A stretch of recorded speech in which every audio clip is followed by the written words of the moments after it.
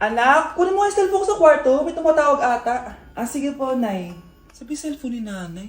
Anak, bilisan mo naman.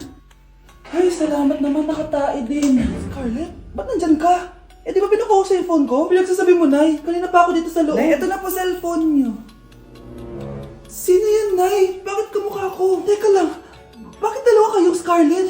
Nananaginip pa ako? Ah, Nay, ako yung totoong Scarlett. Ha? Sinungaling! Ako to, Nay, ang totoong Scarlett. Sandali nga! Hindi na ako tutuwa sa inyong dalawa, ha? Isa lang ang solusyon dito. Magtatanong ako at kung sino makasagot ng tama, siya ang totoong Scarlett. Unang tanong, saan ako may balat? Balat?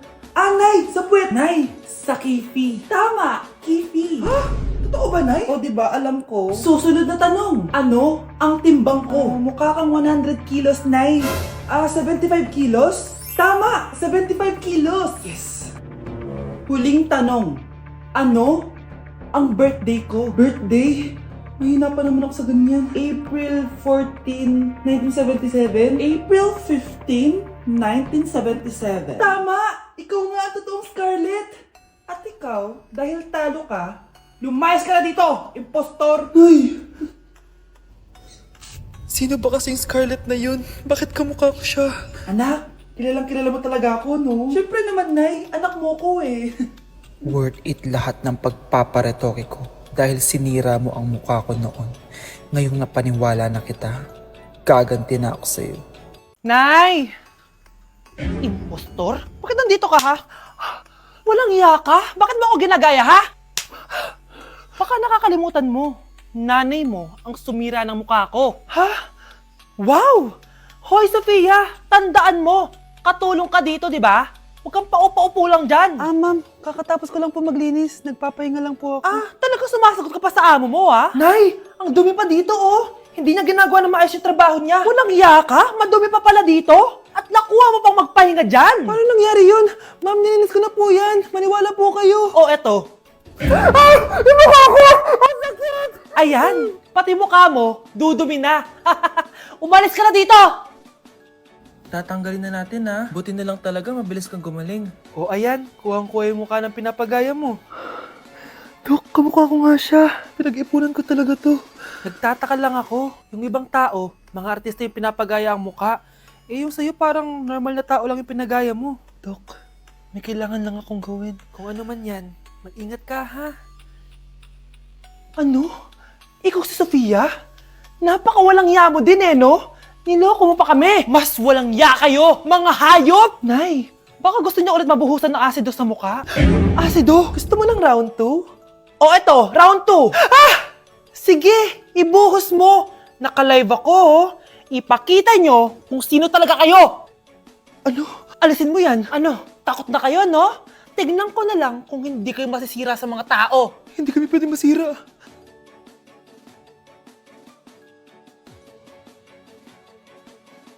Kuya, sundan mo yan. Sige po, ma'am. Sinasabi ko na nga ba eh. May tinatago ka sa akin. Ayan, kuya. Huminto ka dito. Magloloko ka na nga lang sa matanda pa. Hoy, bayad mo! Humanda ka talaga sa akin.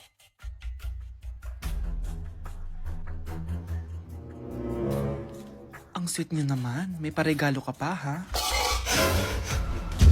Ano yun? Scarlett? Anong ginagawa mo dito? Manloloko ka! Pinagpalit mo ko dito sa matandang pangit na to? May paregalo ka pa, ha? Eh, sa akin nga wala kang binibigyan na regalo, eh. Scarlett, magpapaliwanag ako. Manahimik ka! At ikaw naman, matandang pangit, sayong-sayo na tong boyfriend ko! Magsama kayong dalawa! Aba, walang respeto tong girlfriend mo Ano pinagsasabi mo, Scarlett? Nanay ko to. Excuse mo lang yan!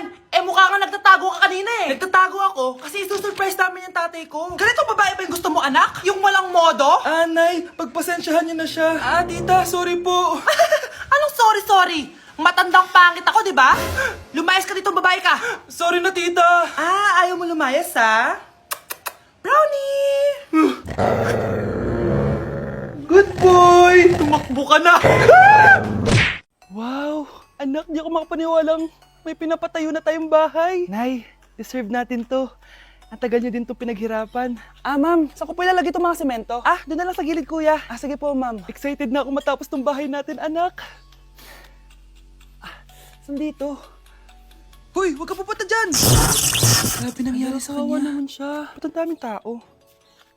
Engineer, anong meron? Ma'am, yung isa sa mga trabahador namin, na kuryente tapos natabunan ng semento.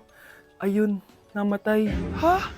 Paano nangyari yun? May nag-utos ata sa kanya na ilagay yung semento sa gilid. Madami live wire dun eh. Nay. Ang problema, ma'am, kung tatanggalin pa namin yung katawan niya sa ilalim ng semento, baka hindi agad matapos tong bahay niyo. Hindi pwedeng hindi matapos agad tong bahay na to. Di bale, babayaran ko na lang yung pamilya nung namatay. Nay, sigurado ka ba? Sige po, ma'am. Sige na, ituloy niyo na yan. Congrats po, ma'am. Natapos din yung bahay niyo. Ang ganda, di ba? Wow, ang ganda. Maraming salamat, engineer. Una na po ako, ma'am. Anak, tara pasok na tayo. Wow, ang ganda ng loob. Nay, hindi talaga ako mapakali na may bangkay dito sa ilalim ng bahay natin. Huwag kang okay, anak. Kasalanan niya naman kung bakit siya namatay eh.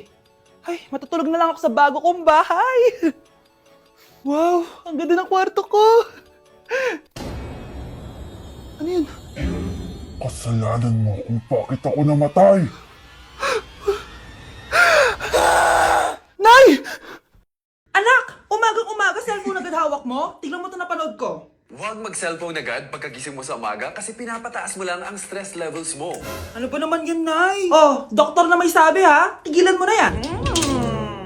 Maniniwala pala tayo sa doktor. Sige. Grabe ang init. Paliligo na nga ako. Nay, may napanood ako oh. Kung may nagsabi sa'yo na dapat kang maligo araw-araw, isang malaking kasinungalingan yan. Oh, sabi ng doktor, Nay, bawal daw maligo araw-araw. Ba't ka naliligo? Oh, sige, di na ako maliligo. Kung akala mong healthy ang mga prutas, pakinggan mo tong sasabihin ko. Oh, Nay, nagsalita na yung doktor ha. Huwag ka na kumagat dyan. Pati ba naman prutas? Ay, magmamatcha na lang ako. Kung akala mong healthy ang mga matcha, pakinggan mo tong sasabihin ko. Hala, sabi ng doktor, hindi daw healthy yung matcha, Nay. Huwag mo na inumin yan, ha? Pati matcha bawal. Sinisira mo ang utak mo sa paggamit ng mga betchin. Oh, Nay, sabi ng doktor, sinisira mo daw utak mo. Huwag ka na maglagay niyan. Tama na!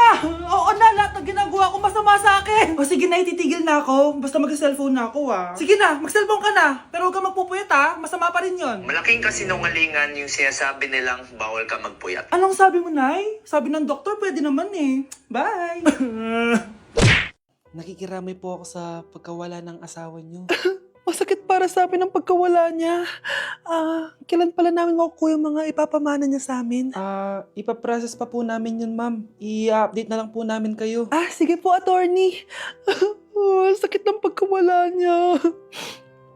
Nay, tignan mo, oh. May medal ako. Oh, ano namang paki ko dyan?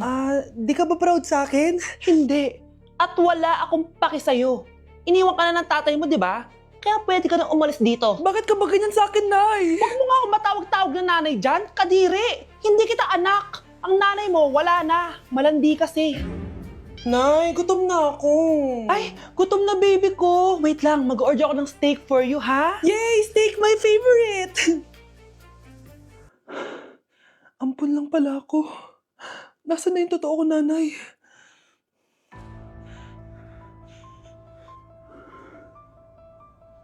Tulog sila.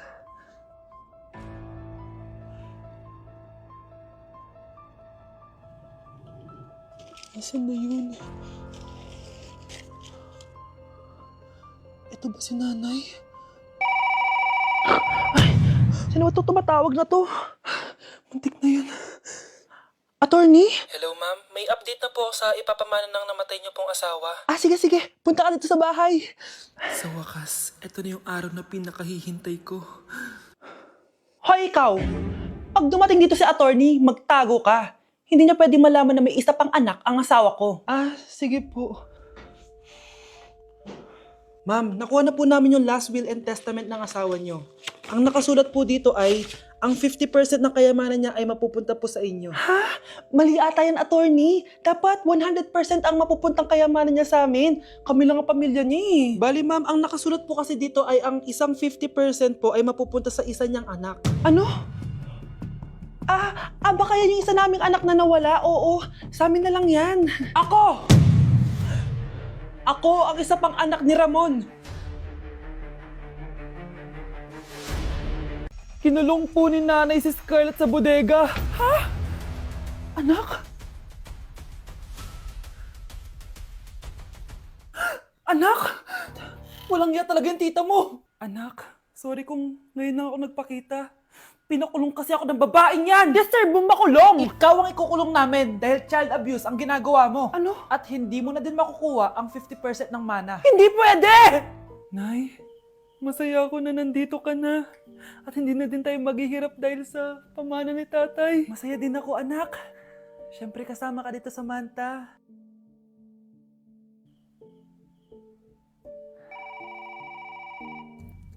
Ano ba? Bakit tawag ka ng tawag, ha? Oo, wala silang kaalam-alam. Sige na, baka mahuli pa tayo.